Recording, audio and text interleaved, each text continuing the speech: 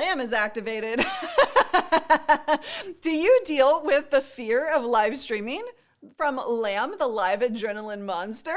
Do you not know how to create content that's going to engage, that's going to grow your audience, that's going to bring in more revenue? If you struggle with any of those things, today is your lucky day, because I'm holding an open Q&A around content creation. And I would love for you to ask your questions. Just go all out for me here today and ask away. I love talking content creation. I love being intentional with our content so that we drive better results. When you're not intentional, you can't create the bigger results.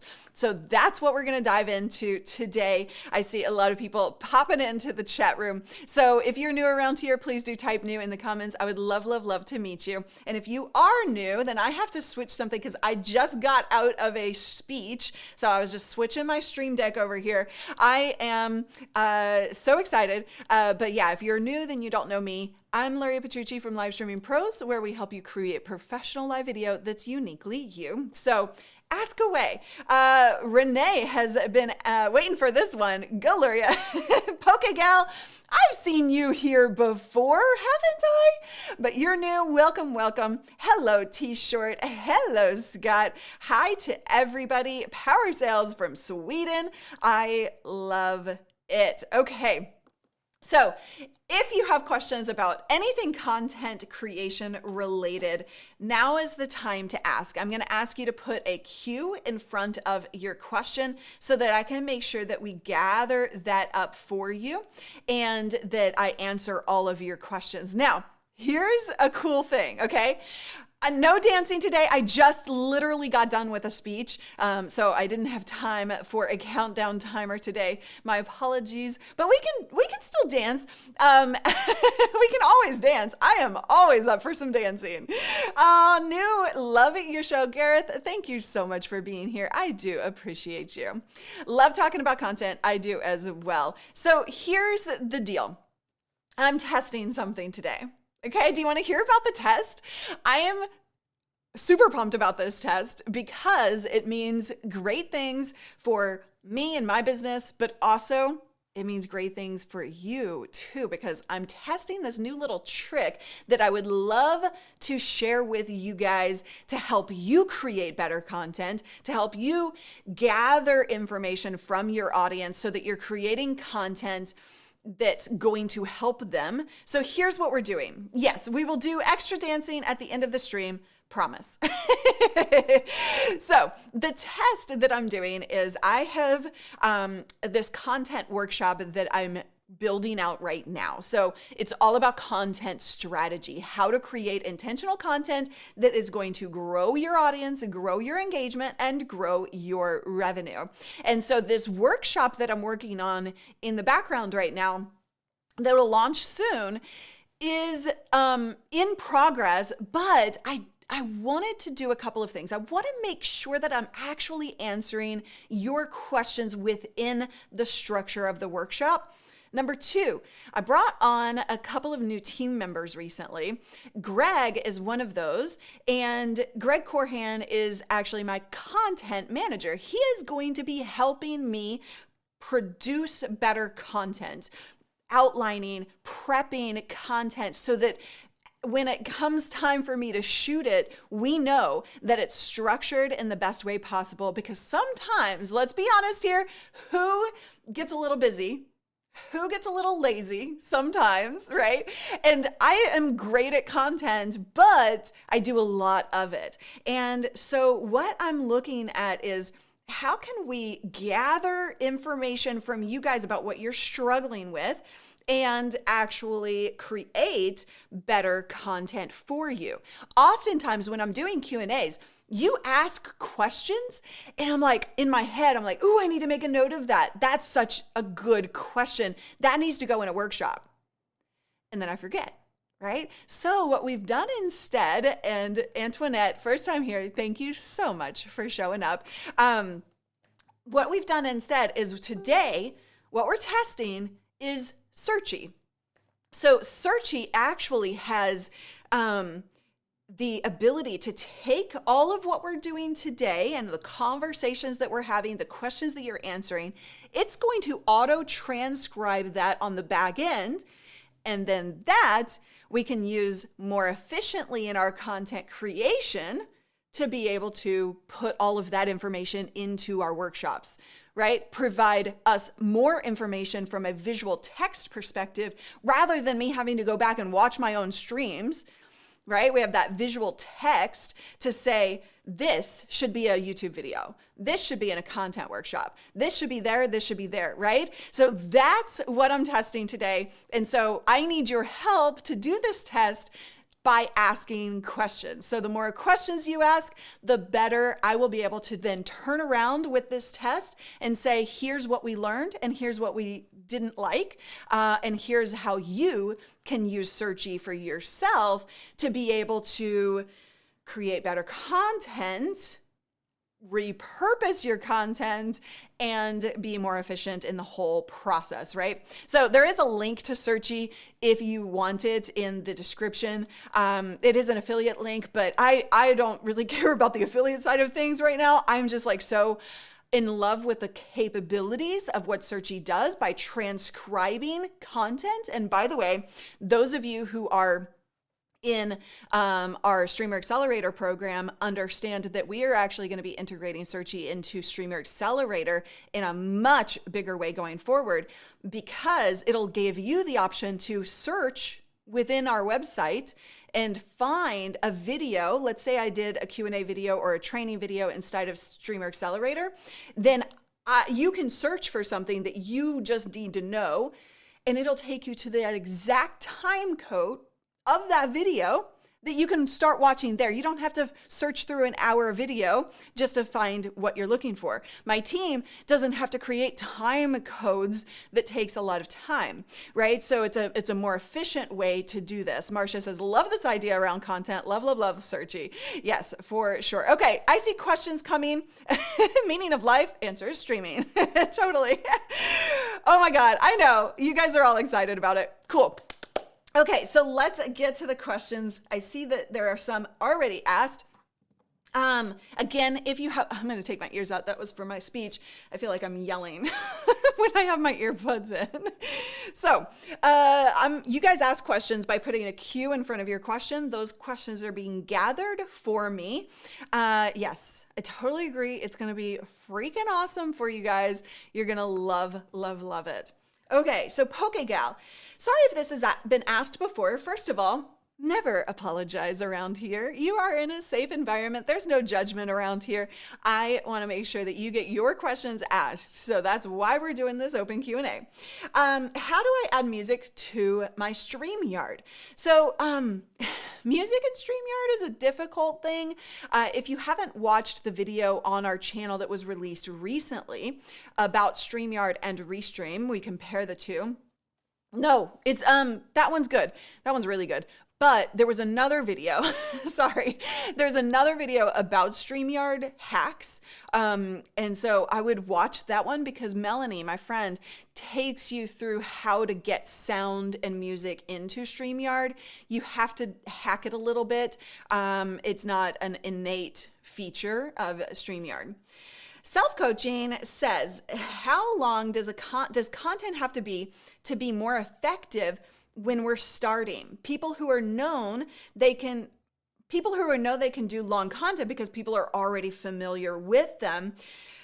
Okay, that's a myth. I'm just gonna bust that myth right now.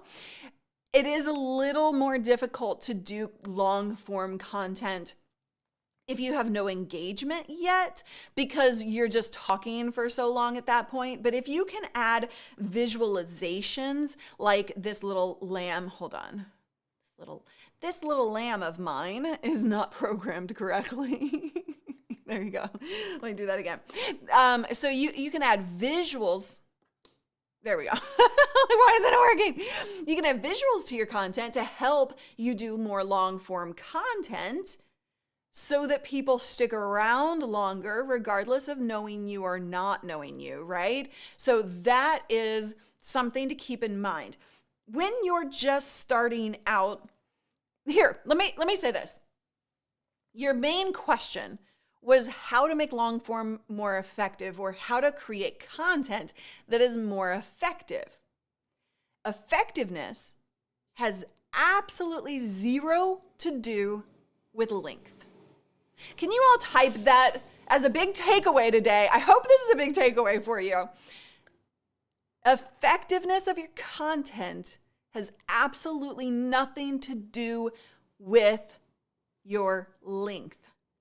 That doesn't matter. What matters when it comes to length is keeping people longer, keeping them more engaged, which happens over time and experience, because your platforms like people to stay on their platform longer. That matters algorithmically. In terms of effectiveness, what matters most is 1, value, 2, what they get from it, right? That's the value, but also what do they do with that information? And 3, their perception of the effectiveness, right? So like that perception comes from the value and what they are going to walk away from. So if you do that in 5 minutes, 5-minute live streams aren't the best unless they're like live streams from your phone. But if you do that in 5 minutes versus an hour, all the better. You're not wasting anybody's time, right? But so you have to balance, right? You have to balance that kind of thing. I love that you typed that. So was that a good one? So true, so true. Thank you all for typing that. I hope that was that changes your mind. You don't have to be long form to be effective. Patrick says, how do you balance doing content that you want to do versus content that will get more views? Great question. So putting content out that people want, that you know is going to perform well, can oftentimes be draining on you emotionally over time, because maybe that's not exactly what you want to talk about. So you need to start with the concept of, what is it you want to talk about? What can you talk about long term, over and over and over? Like, I know that certain pieces of content around here will perform best, and I still love to talk about them. Like I can get the biggest benefit from that because I started off with the concept of what is my channel about that I also love to talk about. It's the Venn diagram of where people are asking the right questions that matches what I love to talk about. So if you can start with that, you're going to have much longer term success and not be drained as emotionally as you might be doing, right? So Renee, his current strategy is to take what I want to talk about and frame it into what has proven successful over time. That's a great way to look at that. Renee, thank you so much for saying that. And that is that, once you start with what that Venn diagram, what you love to talk about, and what the audience wants to hear, then you can reframe content, right? So sometimes people ask a lot on this channel about tech, right? By the way, I just got an ATEM Mini in. The box is sitting over there. And at the end of this, maybe we can do a little unboxing if you guys want. But so a lot of people talk about tech. They ask the questions of tech. And my job is to fill you in on the tech, but also make you understand that it's not the tech that's going to get you success. It's the content, it's the strategy, right? So sometimes, yes, it can be a little bit frustrating to say, I'm going to give them what they want to hear so that I can teach them what they need to know, that they don't yet know they need to know, right? They're not asking the questions that they need to know because they don't know they need to know that, right? So yeah. Okay, so hopefully that helps you, Patrick. Marcia, by the way, if you have questions about content creation that's going to grow your audience, grow your revenue, and grow your engagement, now is the time to ask. You're helping me create content as well by doing this through a tool that is called Searchy. You can find that link in the description and pinned to the comments. But that tool is helping me take your questions and reformulate that into workshops, extra videos on our YouTube channel, all the things so that we can really dive deep into these conversations. I'm going to answer you as well as I can in a short form kind of content where I'm trying to answer a whole bunch of questions. But then I'll also be taking this information and diving deeper into it in additional videos. So you're helping me with this test, and I really thank you for that. But yeah, ask your questions by putting a Q in front of your question.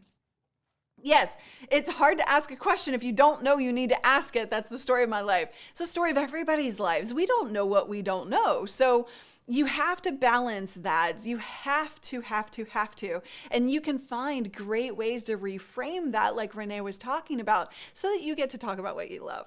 And also, I will say this, when you have a channel, one of the best things that you can do is test, right? So this gets a little tricky and it's nerve-wracking when we think about algorithms and all of this stuff. But when you're doing, and then you're like, you know what, I really want to try this because I think I would love to create content about this. Unless it's like a completely different subject, completely different topic, this audience wouldn't care at all about that. Unless it's that, then try it. Every once in a while, try something new. Experimentation is key when it comes to content. So if you throw something out there at them that is something that you love to talk about or that you want to do creatively or whatever, then heck, you might find that they love it too. You might find that they hate it. And then you pay attention to the data and you adjust, right? All right, Marsha, how to get questions into in chat into Searchy if you don't say it out loud. I can't get questions into chat if I don't say it out loud. That's why I'm asking you to ask your questions with a Q in front of it so that I do get through them all and that I can then say them out loud so that Searchy can transcribe that for our content creation. Yeah, Renee and I have been strategizing a lot together when it comes to algorithmic stuff and content growth as well. Now I just think of the algorithm as a shiny, friendly tin man. It takes away 80% of the stress, maybe 85%.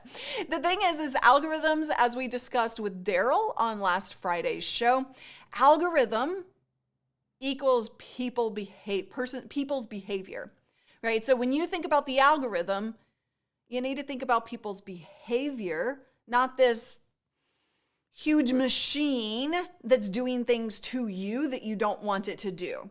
You train your audience through the content that you create, through the formula that you deliver, and the amount of live versus recorded videos or whatever. You train your audience, therefore you're training the algorithms to do what you want them to do based on your audience's behavior. So that was a huge takeaway that I've had recently about creating content, matching the algorithm, because that's one of the biggest struggles for creators is creating content that the algorithm is going to love. If you create content that people love, the algorithm is going to love it too. Big takeaway. All right, Pedro, question. If I have way more friends on my Facebook profile than my page that I never use. Do you recommend getting people interested in the profile first or try to push the page and go live there? Great question. I have a video all about this on my YouTube page or channel. I would love for you to watch that after this. I'm going to answer you, but I go into more detail there. So when it comes to your Facebook profile, what you need to realize is, I'm going to leave you a cliffhanger there. I need to take a drink because I've been talking for the last hour already, doing a speech. Hang on.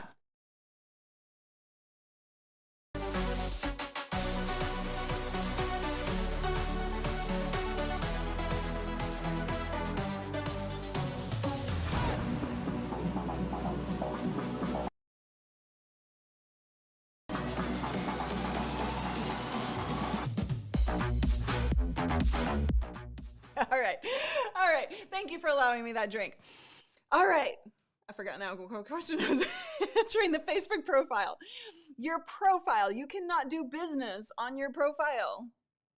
That's against terms of service.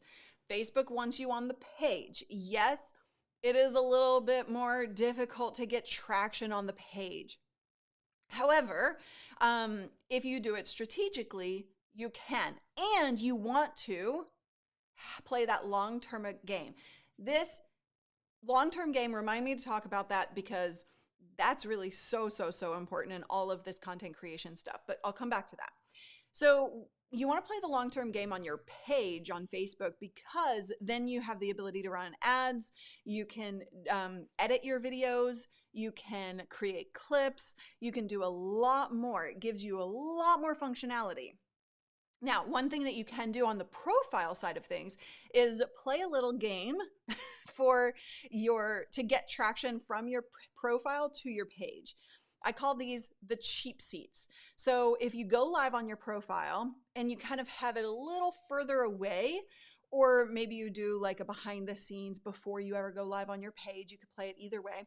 But let's pretend you go live on your profile, you kind of place it in a behind the scenes view. People are seeing the cameras, the lights, things like that. And a little too far for you to read the comments over there, okay? Then you're live on your page and you talk to the page. But before you talk to the page, you're telling the profile people, hey, you guys, you're going to be watching behind the scenes, but the real action, my ability to actually comment and talk to you and see your comments is happening on the page. So the link is here in the comments. Come join me over on the page. You're playing a little FOMO game. FOMO being fear of missing out. Use the fear of missing out to move people where you want them to go. That is so important. Dan in the house. Dan, I miss you. How are you? Good to see you. All right. So next question. Oh, long-term game. Let's talk about the long-term game. Who loves to get stuff right now? Who says, I want something and I want it now? I'm a terrible snapper. There we go. If you want that immediate reaction, what's the word I'm looking for? You know what I'm talking about, like checkout stand, kind of like, I want it now. Guys, that's not the way we do content. That's not why I've been doing content for 15 years, because I wanted, just to be able to get a quick win. I've been doing content for 15 years because I'm playing the long-term game. And I have lasted that long because I'm thinking long-term. I'm not thinking about the here and now. I'm thinking about what this piece of content is going to do in a year from now and how it's going to grow my business long-term. If you play a short-term game, you are going to fail. You will fail if you play that short-term game, because you're going to have high expectations that you're not going to meet, and then you'll get frustrated, you'll get sad, your ego will take a hit. Ego is a big part of the long-term game. You can't have ego. We all have ego. That's part of human behavior, but you have to learn to set the ego aside so that you can play that long-term game. And you want to think about everything you do. Sometimes we can play a short-term game and benefit, but ultimately we want to think about what is going to do for us a year from now, 5 years from now, 10 years from now, right? So that's really, really, really important to to think about. Renee is a good friend of mine, always in here, also on the show sometimes, right? So if you guys like him, then you might see him around here a little bit more. Instant and ego gratification are instant gratification. That's the word I was looking for. Thank you. But instant and ego gratification are the biggest drivers of human impulse. It's how game companies monetize into the billions. Use that power very, very wisely. For sure. Well said, right? Okay. Next question. I have to find my place again. Dean Cullen said, can you please explain how to use the Rodecaster Pro with Ecamm. Do you use a lapel mic or overhead? Dean, today I'm really focused on, I'll give you a quick answer. Today I'm really focused on content creation answers, but I want to make sure everybody's taken care of too. I have videos about that and the behind the scenes of how I do all of that. So if you dig through the YouTube channel, you'll find tons of content there. Yes, ultimately I have the Rodecaster Pro being plugged in via USB to my Mac that is then being seen as a USB source for my audio. And I have a shotgun mic right now. I'll probably be changing that soon. All right, Eileen, does the search need to happen on your website for Searchy? So those of you who showed up late, I am actually doing a test today with this Q&A. You're asking me a whole bunch of questions so that I can have Searchy, which is a transcription service, but also search service. It's like all these things in one. It's amazing. And basically what it does is take a video, transcribe that automatically, which there are other transcription services that are out there. But what this does is it takes that, transcribes it, also creates the ability to search on a website for content within that video. It'll take the viewer right to that timestamp in that stream or in that video so that they don't have to sort through the whole thing. They can get their question answered quickly and easily.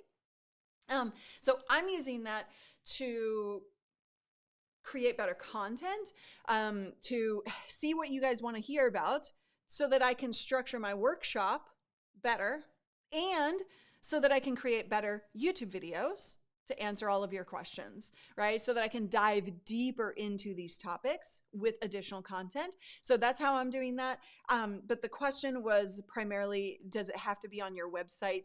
It has to be on a website of some kind. You have the ability to determine where that's embedded. So you do have an embed code. You can put it on a website. You can also integrate it through Facebook and all kinds of things. YouTube is coming soon, by the way. Hello, Stanley. Thank you for being here. All right. Lots of great questions coming through. Next up is the Artist Haven member for 6 months. Thank you so much for being a YouTube member. Does Searchy transcribe the chat from the live stream as well? Sometimes we miss questions and don't say them on the live. Oh, so I answered that already. No, but we could copy that. We could copy the text of the stream or of the chat and sort through that as well. So that's a great thing that I would love for them to be able to do. I don't think that that's on their roadmap exactly, but I will pass that along, see if we can get that into their roadmap. I don't know that the YouTube or I mean, there's an API for the chat, so technically speaking, they should be able to do that. But yeah, that's a great one. Maybe we can make that happen one day. But in the meantime, we would have to basically copy and paste. Renee, is it helpful or hurtful to link the idea of a live podcast with a live stream? Are they similar or fundamentally different things?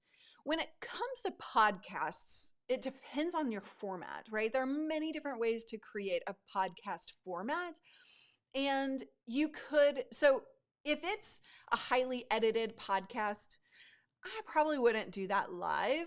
If it's one where you're just like doing an interview or you're just going and talking and that's conversational style for you, or, one host kind of putting it out there, then you could totally do that live. Now, the thing when it comes to doing a podcast with the intention of that being a podcast, right? You have to think about intention.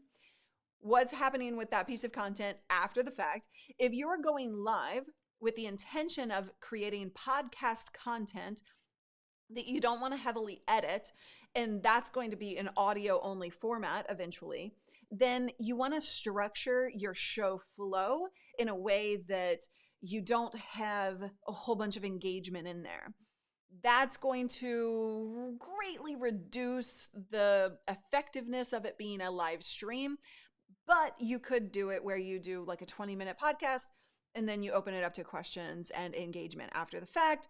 Or you could edit the podcast and have the show flow. Like if you go to livestreamingpros.com/workbook, you'll get a show flow download that helps you kind of break up your bullet points in an engagement into a process that helps you feel more confident, but also doesn't create this weird effect of too much engagement, right?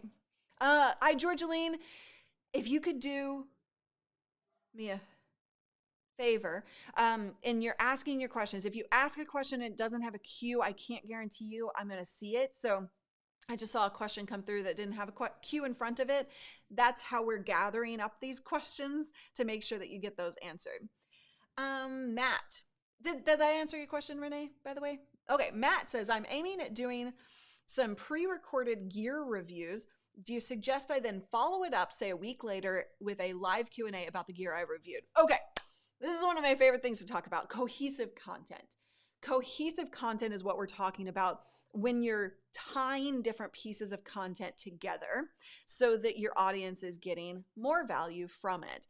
And so when it comes to, you do like a review of a piece of gear, and then 2 days later, a week later, depending on the performance of your video and how long it takes the majority of your audience to see that video, then in that recorded piece of video, abso-freaking-lutely, yes, add a little thing that says, hey, we're going to have a Q&A.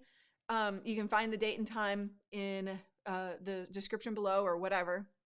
We're going to have a Q&A about this. So get your questions ready and join me on a live stream. Treat that as a special event, right? And you can absolutely move people from recorded video to live stream and vice versa. So you've seen me mention many times throughout this that I have a recorded video all about that subject, right? So I'm moving people from live stream to recorded video, and you can do the same recorded to live. So creating cohesive content is one of the best things that you can do because you'll be able to greatly reduce the workload on you, meaning you're not trying to create this content and this new thing and this new thing over here and new thing over there. You do a lot of content already. So make it easier on yourself and make it clearer for the audience of not having a feeling of all over the placeness. And instead, they're moving strategically from recorded video to live stream. Now, the one thing that you have to pay attention to when it comes to Q&As, please don't, please, if you have no engagement on a live stream, don't do Q&As. Or at the very least, do a Q&A where it's highly prepared, okay? Prepare those questions in advance and don't rely on questions coming through like we're doing today. I know that I can go live, no promotion whatsoever, and get questions. I could do a Q&A any time or day of the week because I know my audience is already engaged. If you don't have that, or if you're not going to promote to it as a big event and get people to pre-submit questions or something like that, and know that you're going to have questions there, then Q&As are the worst ego hit ever. It's so embarrassing for you. You're really uncomfortable with that, right? Yeah, it's just so uncomfortable. I have seen it happen and I'm like, no! Laura, I have videos, and videos are probably my best hook. Is 3 minutes too long? Laura, I need a little bit more information. Are you asking if you can put a 3-minute video in a live stream, or are you asking if 3-minute recorded videos are a good way to go? I need a little bit more information on that. Your tech coach, Kathleen, says, is doing content in theme groups good? Like March is X topic, or is it better to mix them up? You can definitely do series or themed content. Absolutely. The thing that you need to know about that is that you need to understand what's going to get your audience to click, right? So if you have, let's say you have, 1,000 subscribers, and that topic or that theme is going to be of interest to 20 of them, then doing multiple videos over time, and that not the majority of your audience is going to click on when they get that notification, that's going to do you a really bad service. Sometimes you can do one like that and still survive. If you're going to do, 5 videos in a series or theme that your audience isn't going to click on over and over and over, then that can hurt you in the algorithm, because the algorithm is people's behavior. And if they're not clicking because they're not interested, then you're not going to get the benefit, right? So, but yeah, definitely, like if that's of interest to your audience, then themes can work really well. I'm curious, Renee, you do themes, or you have experimented with that in the past, haven't you? Okay, so back to the question, or like the Q&A things. Caleb says, I've seen Twitch streamers with no viewers simply sit down and watch the PC screen for questions. Super awkward when no one is there. Yeah, it can be. And that's why you need to know that you can be like, you need to be entertaining regardless of what's happening in your chat room. Whether you have 0 engagement or anything, then you still want to be able to be engaging with 0 audience because of the replay. So Renee, fill us in. Anything that you've learned from themed content that you would love to share with this audience? Oh wait, hold on, I think he's already said it. I do a major video and then nearest neighbor content to try and get people to watch several videos at once. Yeah. So like keeping them on the platform by going from this video to this video to that video can be hugely beneficial. Self-coaching, can you post your content in Tube in vertical mode for mobile? In YouTube? But yes, you can do mobile vertical content. Absolutely. Is it, hold on.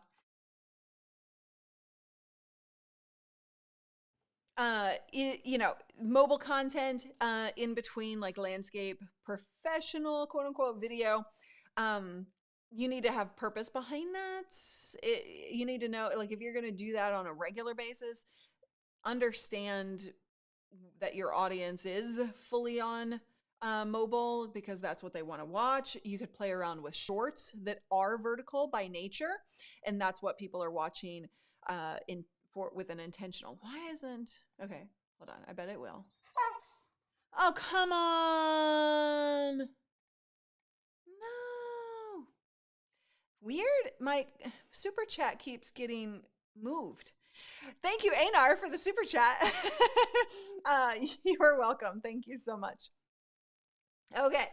Sarah says, I'd love to hear more about how much to share as free content versus content people pay for, courses, memberships, etc. Sarah, I love this question. This is one of my favorite questions to answer. Thank you for asking. Can you guys tell I love this topic? Okay, so one of the things that you will hear often when it comes to what to share in your free content versus what to share in your paid content, you will hear often people say the free content is the what and why, your paid content is the how. I get really frustrated hearing that. It's good advice. It's really good advice. But the how throws people. So what happens is people hear what and why when they're also thinking, well, but how-to content is one of the most popular content ever to exist on YouTube especially. And so then that doesn't make sense, and that throws a lot of people off. So what I like to think about is at the free level, you're doing what, why, and general top level overview how-to, so that you can drill down into the step-by-step how-to in a paid membership course, whatever. So when you think about that content, like I do how-to content for free constantly. Some of that is pretty in-depth, but it's a piece of the puzzle. It's a piece of the how-to. It's not the entirety of everything. A lot of the content, by the way, in my content workshop, we're talking about right now. You're getting a piece of that right now. You get a piece of that in every video that I do, because at the end of the day, the paid stuff is curated highly to walk you through a path to take you step by step by step. This is what you do first, then this is what you do, then this is what you do. And I give you all the details and the workbooks and the PDFs and the help to put it all together in your head. That's what the paid content is, versus the free content is definitely incredibly valuable, but it can't, in a free piece of content, it can't go through that whole in-depth process. It can take a high-level overview of it, but it can't dive super deep because, one, time, right? Paid content is going to take longer to go through.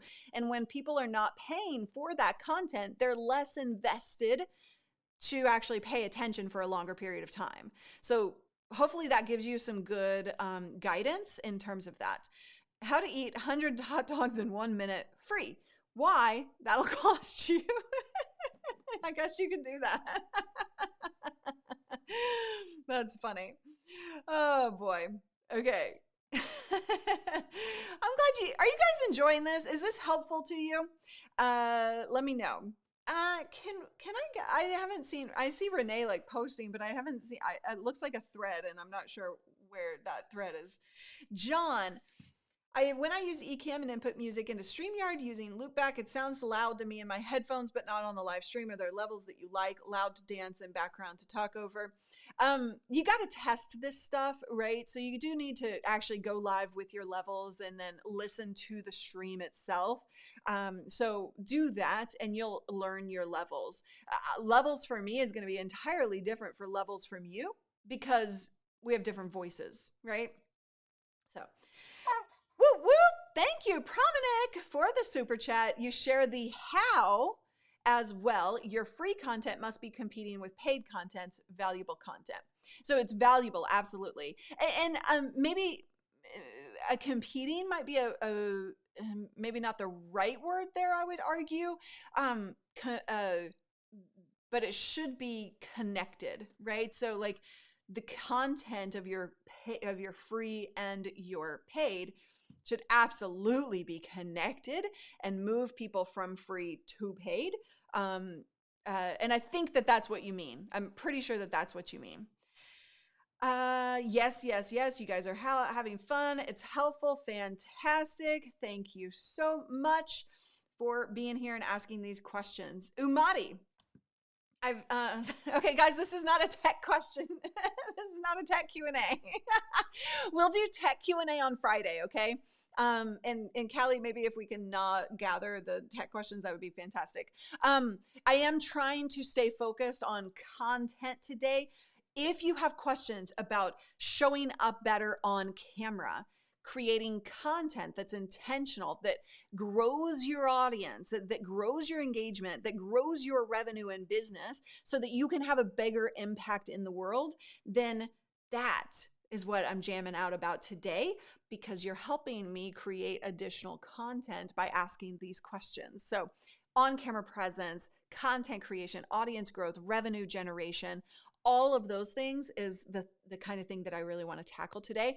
But really in terms of like structuring your content, how to create that intentional content, how to choose your topics, all of those things is where I would like to stay focused on today. But don't worry, Friday we'll do an open tech Q&A, okay?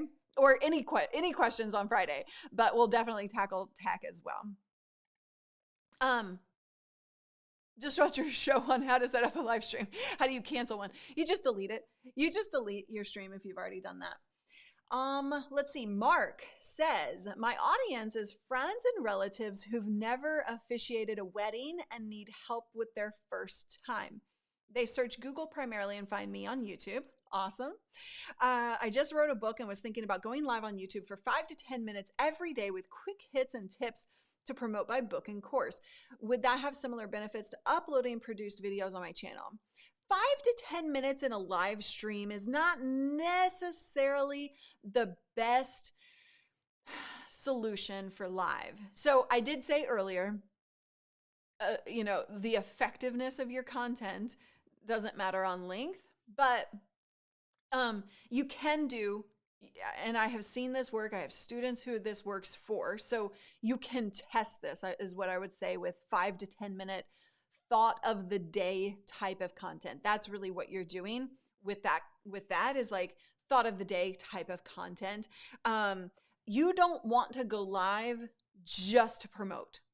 So if you're only promoting, which I can't quite tell if you're saying you want to promote your book or help people do the things with quick tips. I think that's where you're more leaning, is providing those quick tips.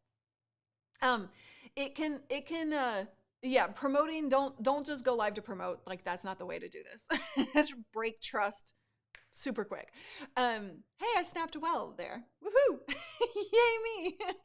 But that's something that you can test, is those thought of the day, quick tips, answer a couple of questions around it. But if you're only going to stay 5 to 10 minutes, you're not going to answer any questions, you might as well just record that video and do it, and then schedule like longer Q&A sessions for that.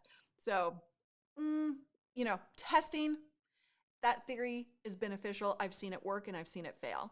And it again, all depends on your audience's desire. And the way you know this is, are they going to show up every morning at 6 a.m.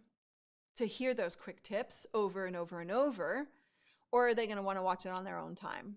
That's really the key to making it fail or work, is can you get them to want to show up on that live stream for only 10 minutes every day at 6 a.m.?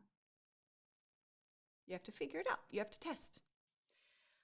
Antoinette, does Searchie have a group engagement community component like most use Facebook for? How do you like it for memberships and hosting e-courses? Okay.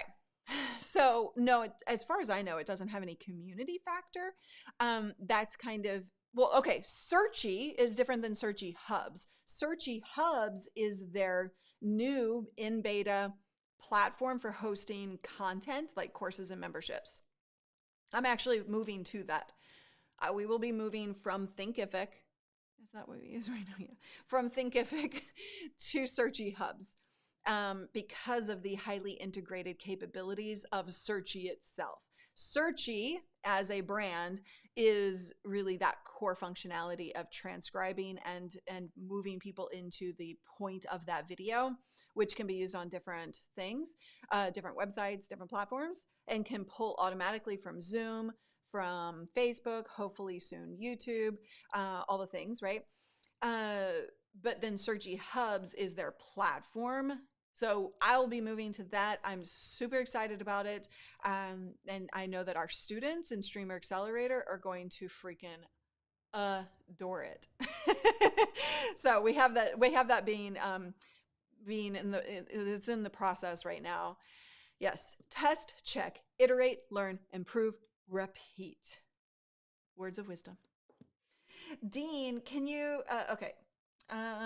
I'm not answering tech questions today, guys. I love you all, and I love answering tech questions, which we will do on Friday, but not today. It's Searchie, it's with an IE. Hello. My autofocus went out.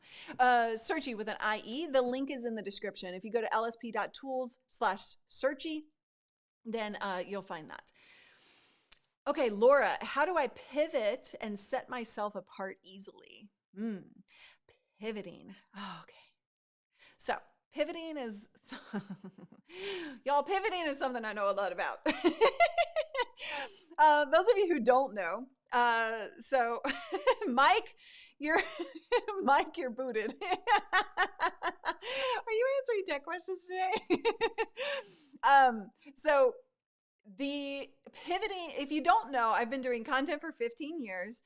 I started for 10 years, I was going by an alias, Callie Lewis, before I decided to switch up the content I was creating and go by my real name, Luria Petrucci.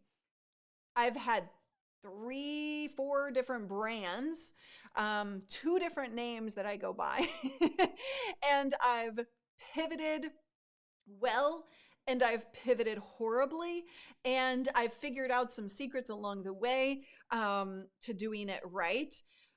But I will say this, the biggest lesson I've learned when it comes to pivoting is to not do it behind the scenes. Pivoting is, I know, Ross from Friends, pivot. I love that clip. That's one of my favorites.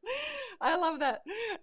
So pivoting is something you do with your audience. This is a community this is a community activity. Okay. I had 2 million followers, lost 2 million followers when I pivoted from Cali to Luria because I was worn out. I was exhausted.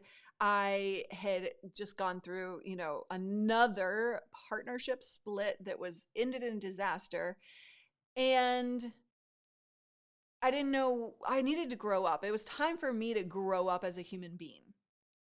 But there were a lot of things that kind of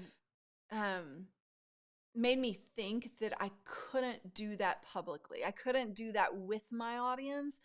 And I didn't really even think about that, but looking back at the time, I didn't know how to do it well. So I lost my entire audience. And I still to this day have people show up on my live streams and say, wait, weren't you Callie? Like, wait, this is the same person, right?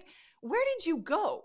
You disappeared, right? That's how you pivot badly, is by disappearing from people's lives and from their attention, right?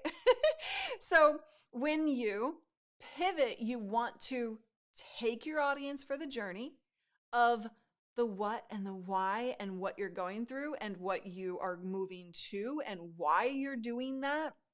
Most pivots are not as big of a pivot as you think they are. This is one of the biggest lessons I've learned as well, is that pivoting, like, okay, if I look back now and I teach live streaming, video tech, the strategy. Now, I didn't ever do, like, as Callie Lewis, I did tech news and reviews. But you hear a common thread there? Tech, right?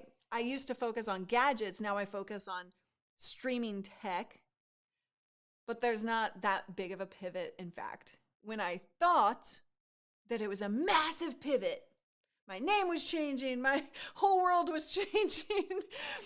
Most pivots aren't that big. And you're making it bigger in your head than it is in reality. And your audience, if you've done a good job at making them love you for you, of being uniquely you and authentic with your audience so that they are attracted to you more so than your content value, guess what? When it's time to pivot, they are going to freaking love everything you do. Maybe you'll lose a few people who are no longer interested in the kind of content that you're moving to, but more likely you're going to keep 80 to 90% of them if you invite them along for the journey, if you start talking about it early rather than when you're pivoting. Gosh, I got to get good at the snapping. That's what. But you take them, right? The moment you start thinking about new content or a pivot of some kind and you're like, this is really bothering me, I really want to talk about this, start talking to your audience about it. Don't ever say the word change. Okay? That's a big lesson when it comes to pivoting. Don't use the word change. People don't like change.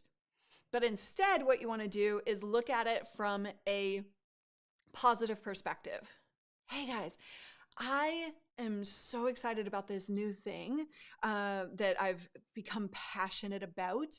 I want to invite you to through that process with me.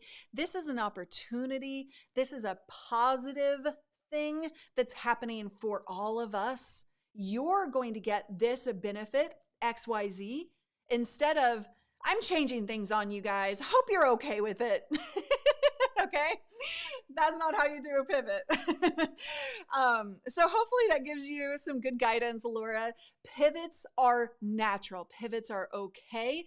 They're going to happen. We all change. We should be changing as human beings. We should be growing. We should be changing. We should be doing bigger and better things or different in our lives.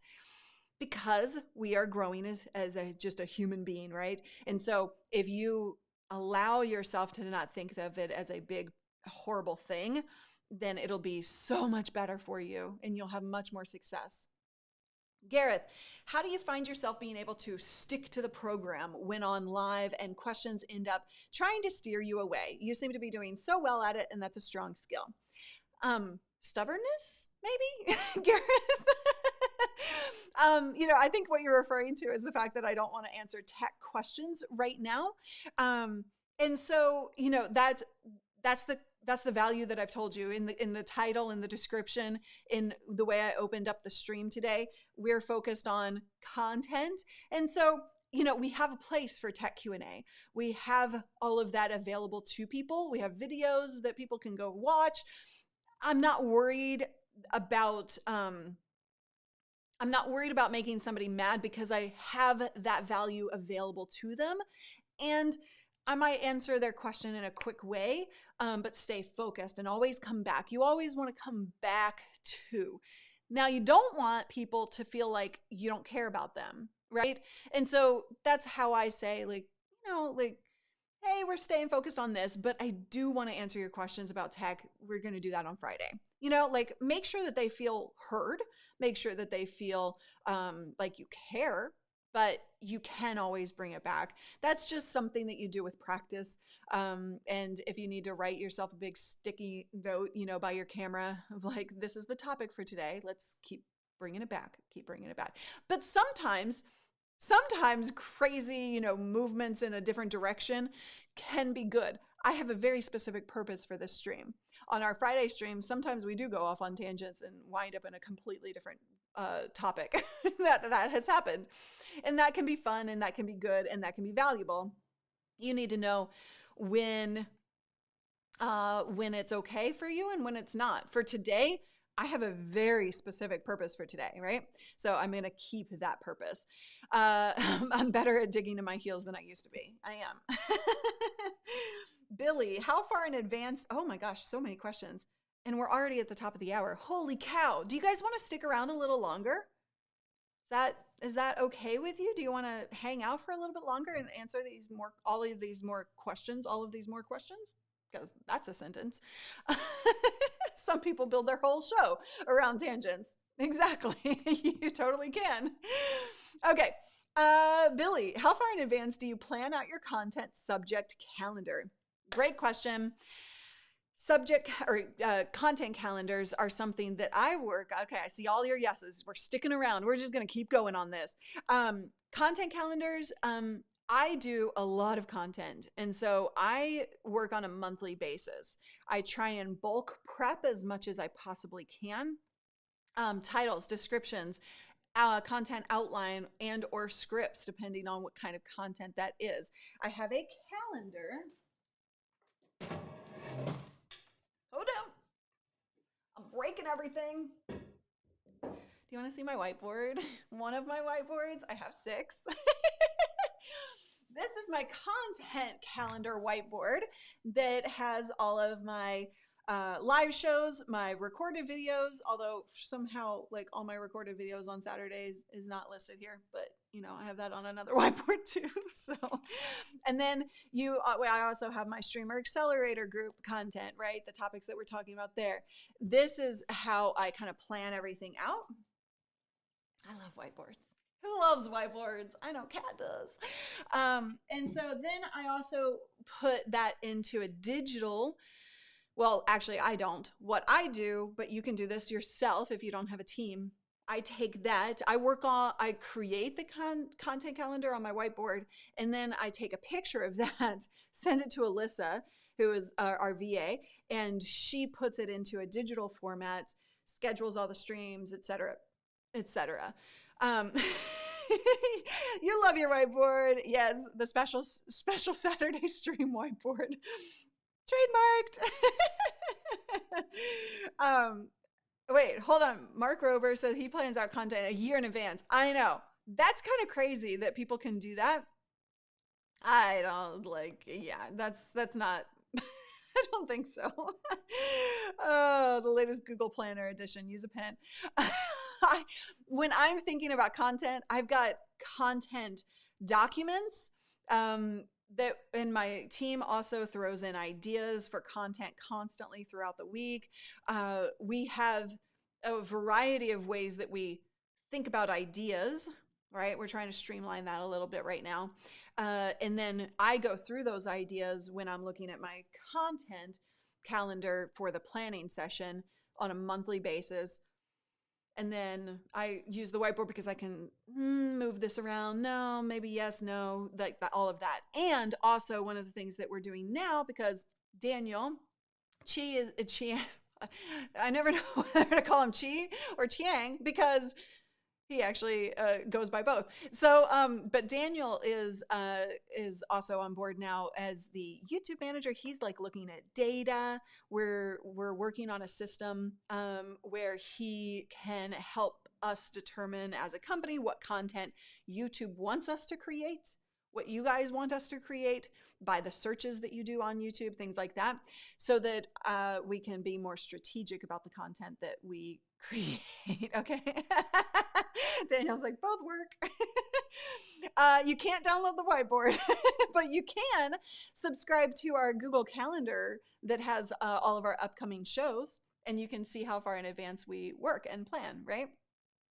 So you need, and in order for you to determine how much in advance you plan, it depends on, this is something that I would highly encourage you to do, is to bulk content prep.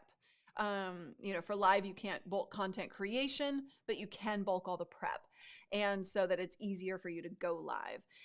So think about that and make sure you bulk as much as possible so that it's easier, more efficient for you. Pedro, have you much experience with YouTube Shorts? I'm implementing them for the company I work for, and I'd be interested to hear experiences. No, I'm being told to left and right jump on the Shorts game. So I will probably start. I don't have any personal experience on it. I do know that Dee Nimmin has done some Shorts. If you are in Clubhouse, that is a conversation that comes up quite often in some of the rooms that I attend. And so that might be something to pay attention to ask questions around that. Oh, so Laura was asking about the 3 minutes. Like, is 3 minutes good for an ad on Facebook or Instagram? Got it. Yeah. 3 minutes. I mean, yes, if 3 minutes can be a totally fine amount of time if it's keeping people's attention in some way or another, whether it's offering value, whether it's engaging them. I've actually watched a 15-minute ad before because I was talking about my dog and allergies and things that she's going through right now. The combo of interest, value, and need is all that matters. Length doesn't necessarily matter, but it has to be. I mean, that was a very highly produced, really good ad. So if you're going to do ads, probably the shorter the better, until you know that you can produce something that's going to keep people longer. I know, poor doggy. They say it's a food allergy, but she hasn't eaten a good amount in a week, and I can't get her to. Anyway, that's a whole other subject. Poor Abby. I don't know what's going on. Anyway, poor baby. Anthony, what's your take on doing content you love? Read a lot of books on it, but have no experience. Okay, Anthony.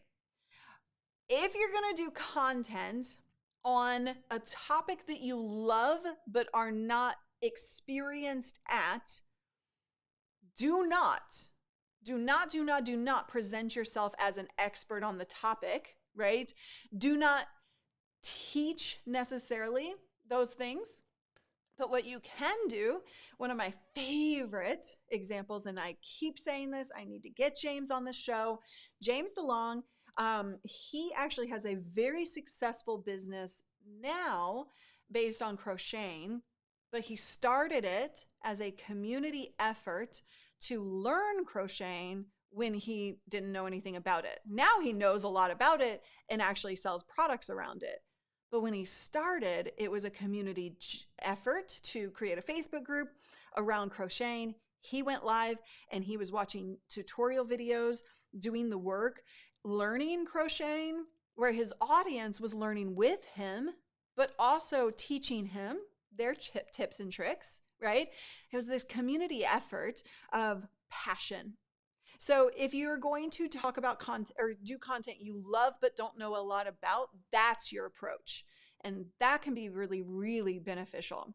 But don't ever present yourself as knowing what you don't know, right? If you guys ask me a question like shorts, I don't know shorts, like, so I say that, right? But I know a lot about a lot of other things. And you know that I do because you see the experience and the knowledge. But yeah. So that he could crochet with his daughter. That you might be right about that. You might, I don't know if that's specifically the case, but I think you might be right about that. Yeah. I've never crocheted. I've quilted and I've knitted, but I've never crocheted. All right. Vertical content. What does vertical content mean? Vertical content meaning like this instead of this. So this is, hey, look, you can see my reflection. Hi. Okay, I'm geeking out. Sorry. So this is normal content. This is vertical, horizontal, vertical. Okay. I love all the comments about crocheting and quilting. I love you guys. Okay. If content is created for two different but related audiences, do you have ideas about a way to think about that? Sarah?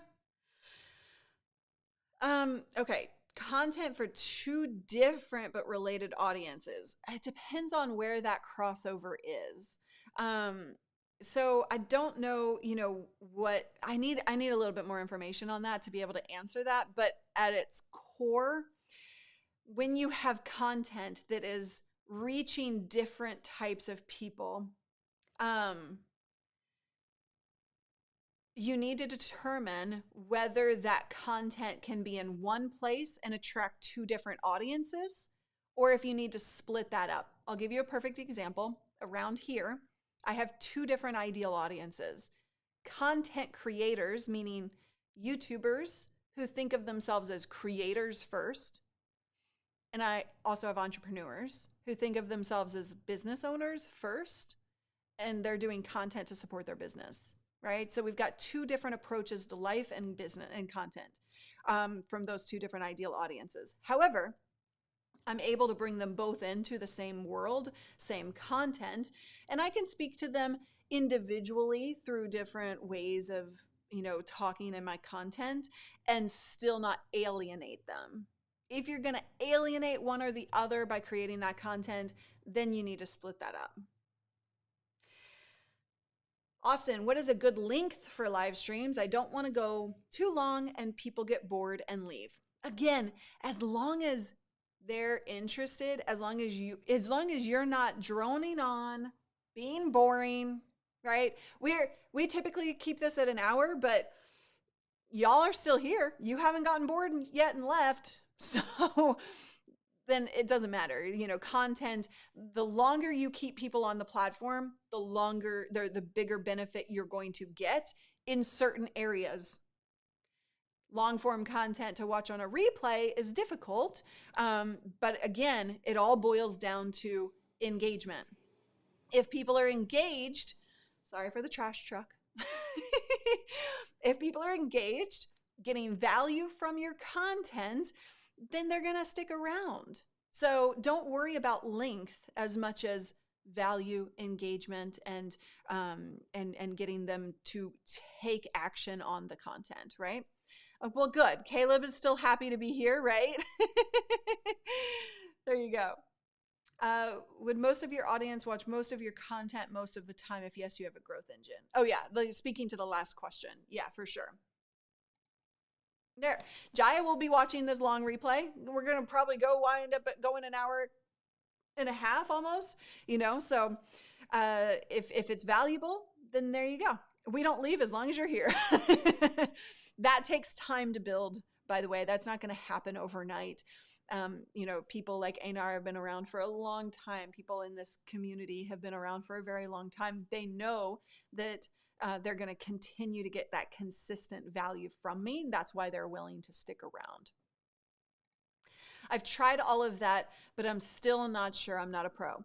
Okay, so being a pro, by the way, guys, let's talk about that. Being a pro means you're getting paid, right? If you look at the sports world, if you're an amateur basketball player versus a pro basketball player, literally the only difference is, amount of skill, but at the end of the day, it's about being paid for what you do. So I want you to change your, philosophy around that, Joytastic. And I'm not sure exactly what you've tried. I think that you're talking about the value and the engagement. It takes practice. So don't get harsh on yourself. Again, play that long-term game like we were talking about. If you can't get people to stick around for 15 minutes, that's fine. Stay where you can, stay where you're getting the results.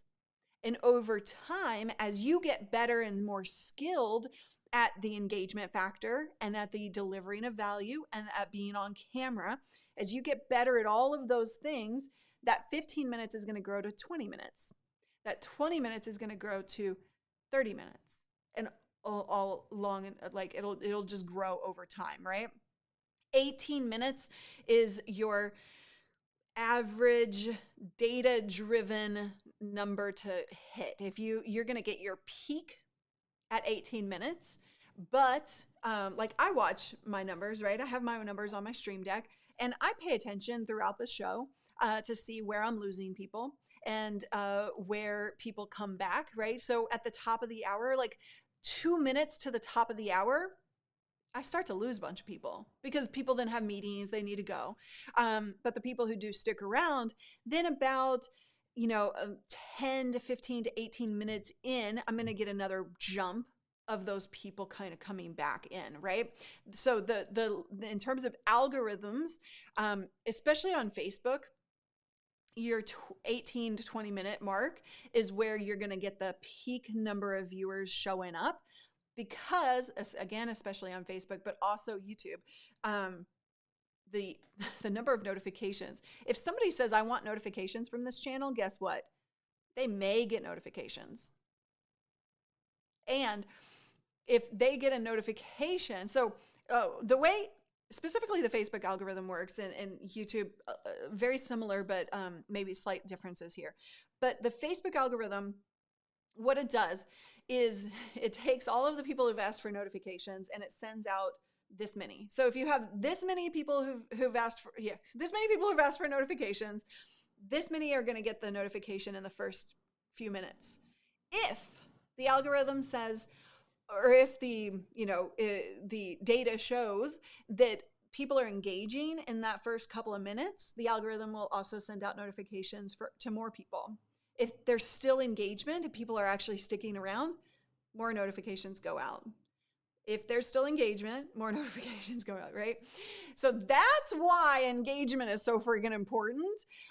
That's why you don't do a countdown timer that's not engaging. That's why I have a whole video about countdown timers you need to watch.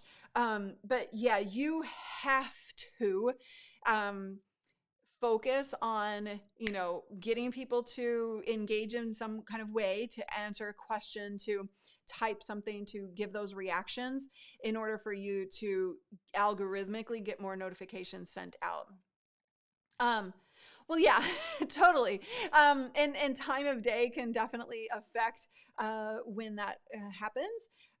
Sometimes I don't stay for the dance-in. I will engage in another task and come back, although I love your dancing, and that's totally fine, right?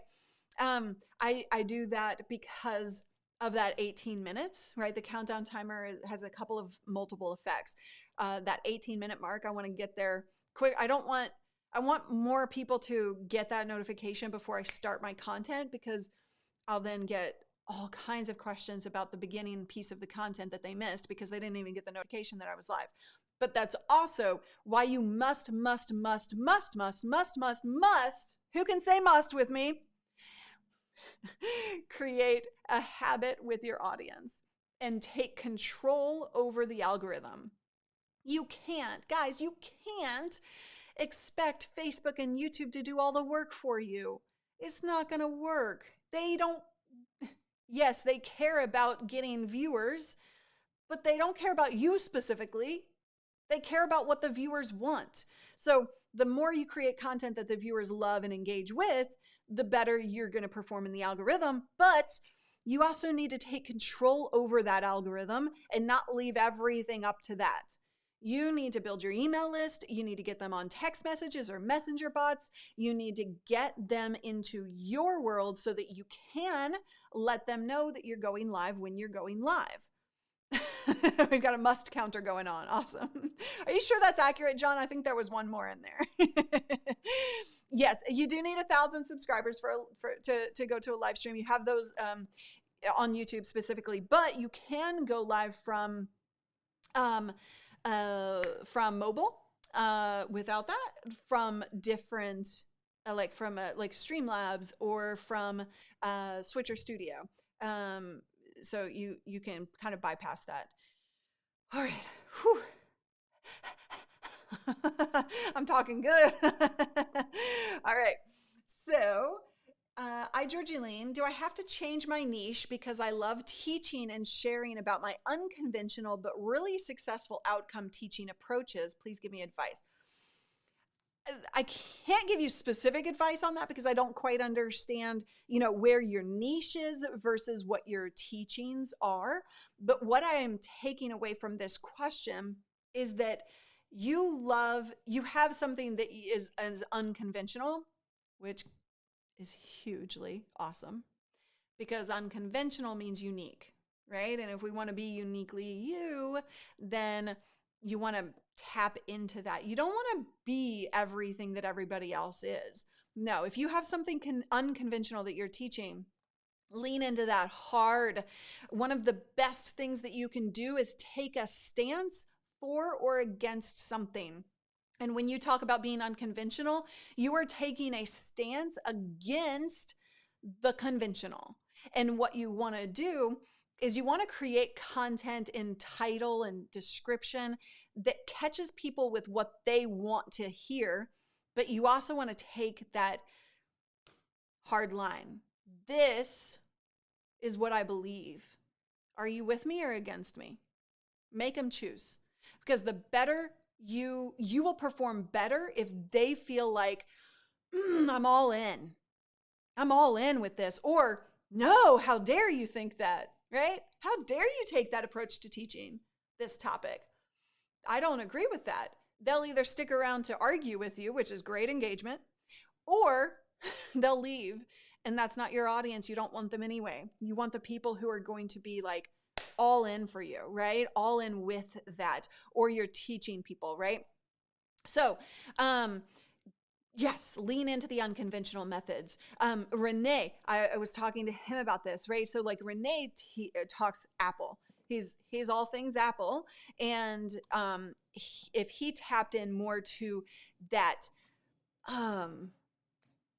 that feeling, the cultness of Apple, that's where the magic starts to happen, right? And so the more you create an environment of like-minded people, I have no idea what's going on out there. I know you hear that. What are they doing? The more you tap into creating a community of like-minded people with taking that stance, you're going to perform a lot better. You do have to match that with catching them with what they're searching for, what they know they want. They don't necessarily know that they want what you're teaching yet. So you got to draw them in first. So a little bit of a balancing technique there. Hopefully that helped. David Lemieux, what if you have a live stream idea and realize somebody else is already doing something similar? Oh, love this question. Don't want to be called out for stealing their idea. New to this channel, love the content. David, are you still here? David Lemieux, I don't know if I'm saying your name right, but are you still here? Will you give me a big yes in the comments?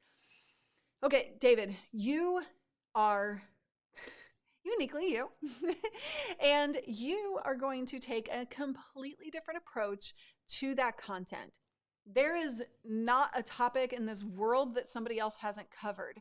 And if you are creating content that no one else does, it's probably a sign that is not going to be any content that people want to watch.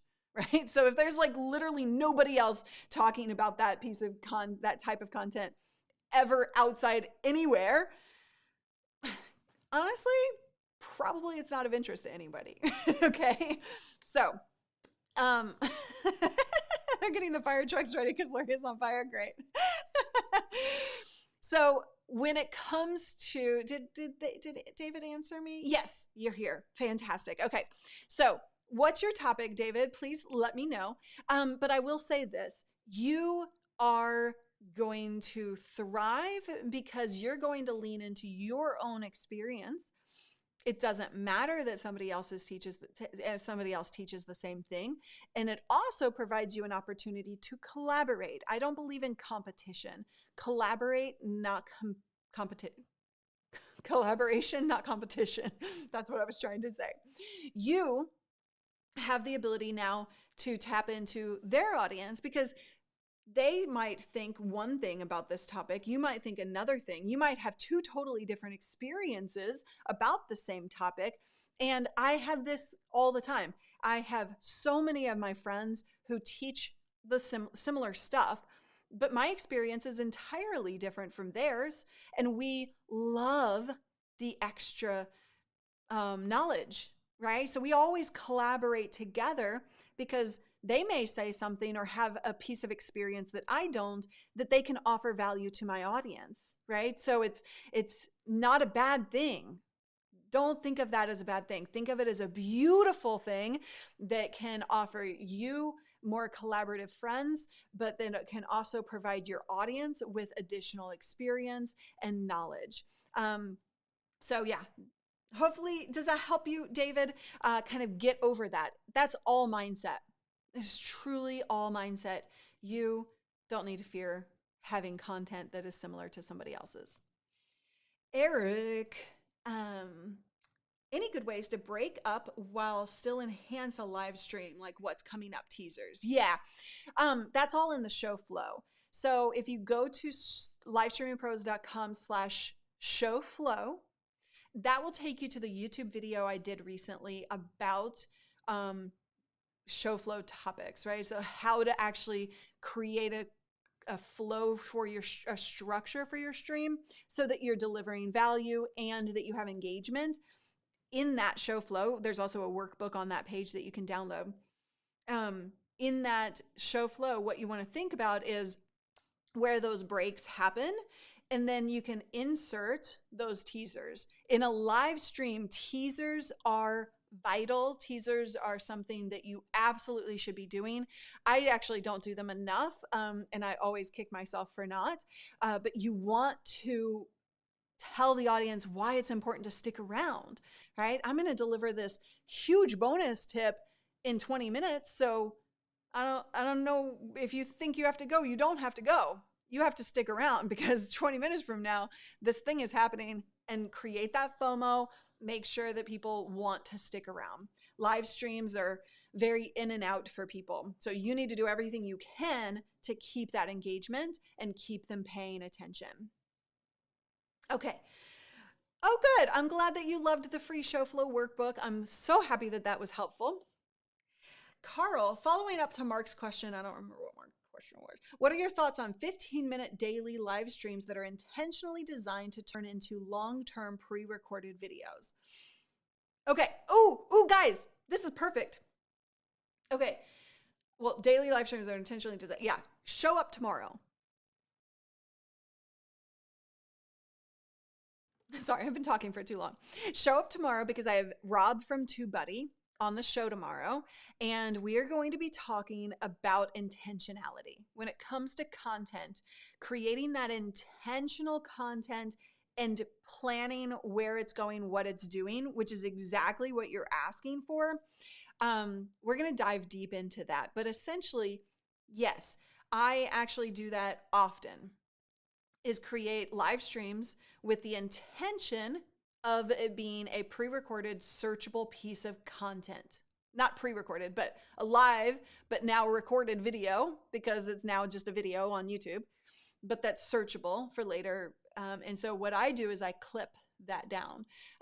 In this case, this is like a Q&A. I'm not going to do anything with this piece of content.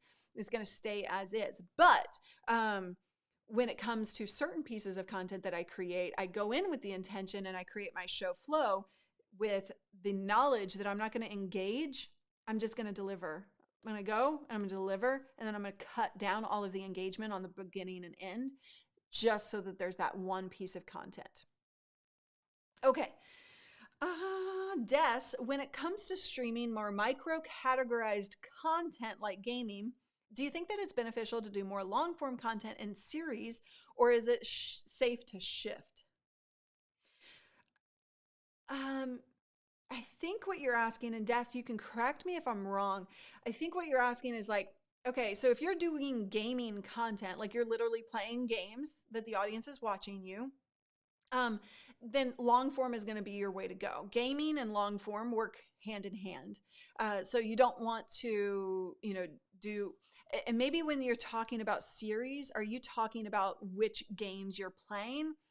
For gamers, you don't want to get boxed into, it's better for you long-term to not get boxed into a single game.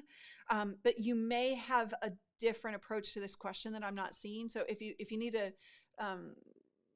set the record straight there, let me know. But yeah, you can play series of games for sure. You can kind of like, hey, this week we're going to be tackling this game, and then next week we're going to be doing this game.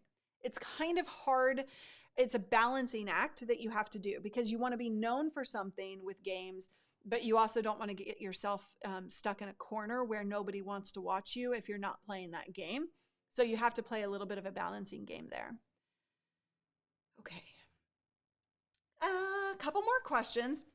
Explanatory Live. Should you put the same content on Facebook as you do YouTube?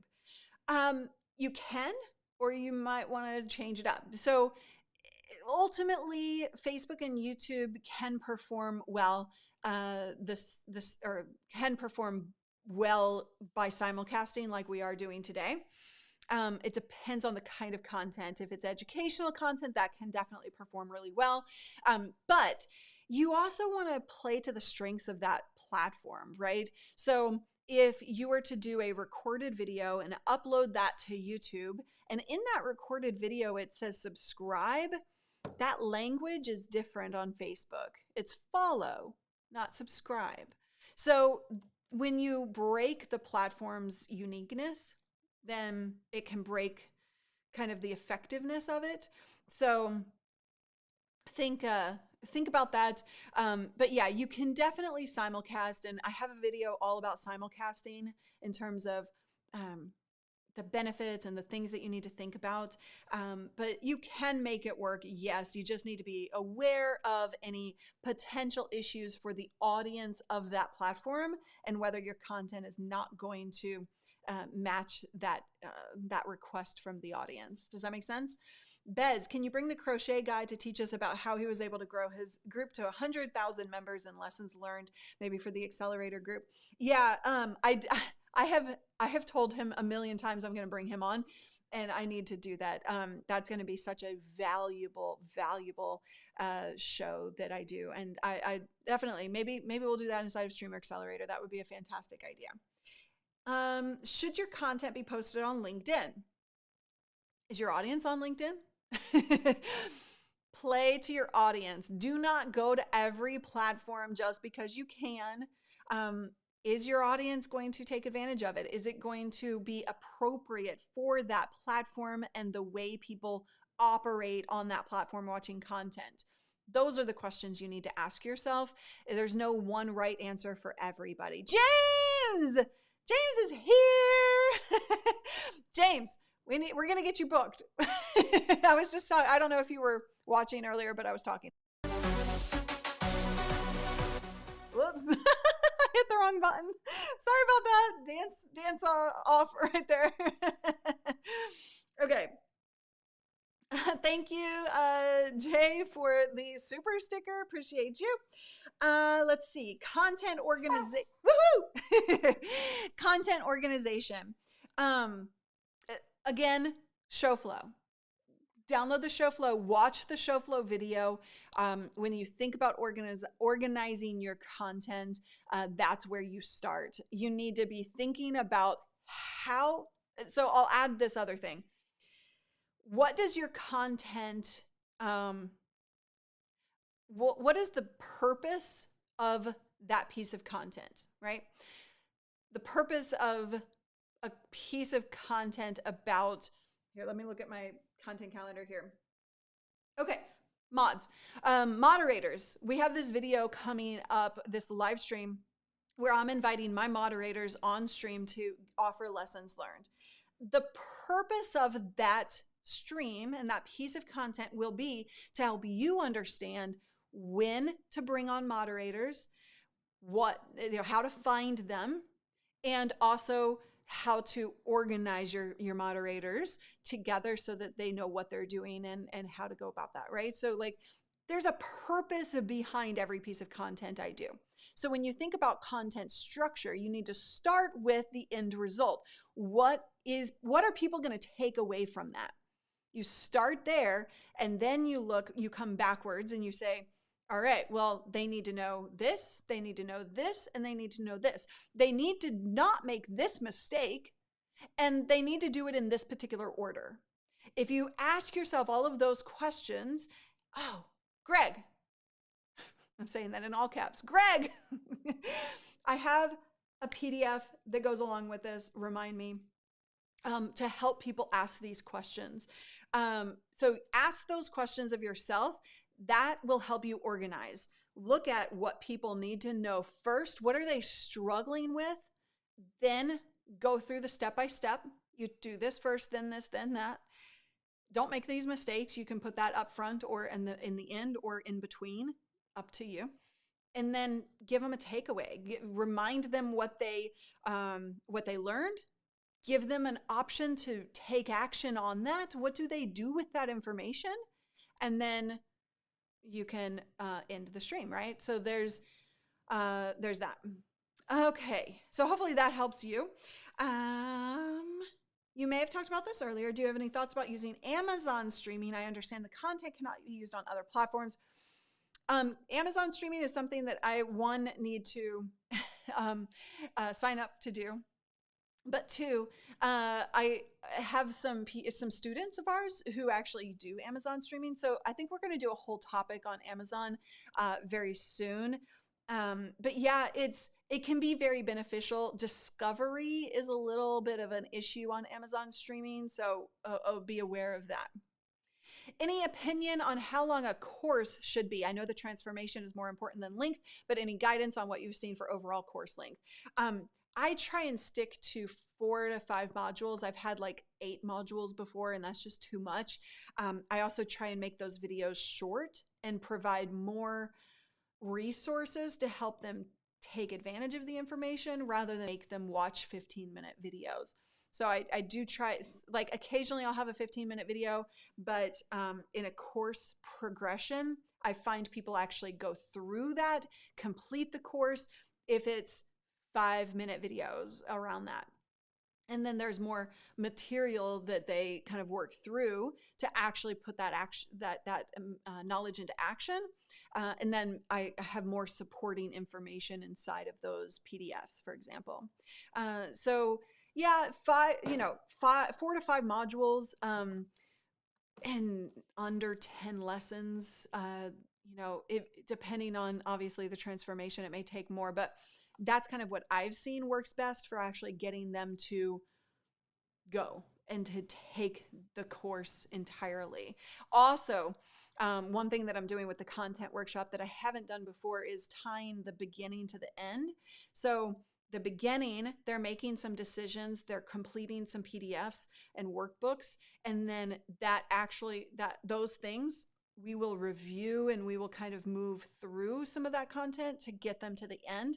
And at the end, they're going to review what they did at the beginning to put it all together and kind of have this effect of, I see where I started and I see where I ended, that kind of thing. How do you talk for so long? Serious question. My voice gives out and I'm sucking down throat lozenges and chugging hot tea the whole time. I'm so at the beginning of my career, not the beginning, but the beginning of my career, I had to basically talk for 8 hours by doing like TV shows. I have done events where I have to talk for 8 straight hours, 13 hours. I've done a 24-hour stream. Like, I've done a lot of really long form content. So it's about practice, you know? Thank you so much, Mike, for the super sticker. $20. The Perry character dancing under a rain of confetti and taking his hat off to say, "You're amazing." Thank you. So that's kind of the experience of just having to talk long form on a regular basis. I've been the host of streams for big companies where that's just the name of the game. And so powering through that is part of just my experience in the past. And I have a tendency to be like, I don't care what my body is feeling. And this maybe isn't healthy, but like yesterday, I was during the Streamer Accelerator call, I was starting to feel a little yucky. But I put that on the back burner, and I don't really pay attention to what my body is telling me while I'm live or doing the thing that I need to do. Probably not healthy, but beneficial to the purposes of getting through long form content. And then immediately after, I had to cancel yesterday's show because I won't, well, you don't want to hear, but I got sick. And then and so that was kind of like probably more of an effect of like putting off the feeling. But anyway, that's that's kind of how I do that kind of stuff. CES Live literally taught me how to talk for hours and not slowly die in front of the camera. Invaluable learning. I wonder if I actually teach you just by you watching me do it, or did I tell you something? Because I would be curious if I did tell you something. Definitely not healthy. I know it's not healthy. I don't care what my body is feeling. All right, you guys, I actually need to go because I've got calls. But thank you so much for asking all of these amazing questions. I hope, Renee, then you and I need to talk. Oh, thank you for the super sticker, Einar. Appreciate you. So Renee, reach out to me. I'd love to hear what I actually said because I don't remember that. But let me know. Now, what was I going to say? Thank you for asking all of these questions. Thank you for sticking around with me longer. Thank you for playing a part of this test that I'm going through to help create better, more efficient content for you guys. And I, of course, will teach you everything I learn when I'm doing tests and creating new systems and things like that. So you always get the benefit of my lessons learned. So I will see you guys tomorrow. TubeBuddy, we're talking about creating intentional content using TubeBuddy as well through that process. So I know I get a lot of questions about TubeBuddy and how to create content that YouTube actually that's going to perform on YouTube and all of that. So we will dive more into that specific topic tomorrow. So I'll see you at 10 a.m. Ready to put your dancing shoes on? Let's dance this baby out since we didn't get a dance in. Have a wonderful day. Bye.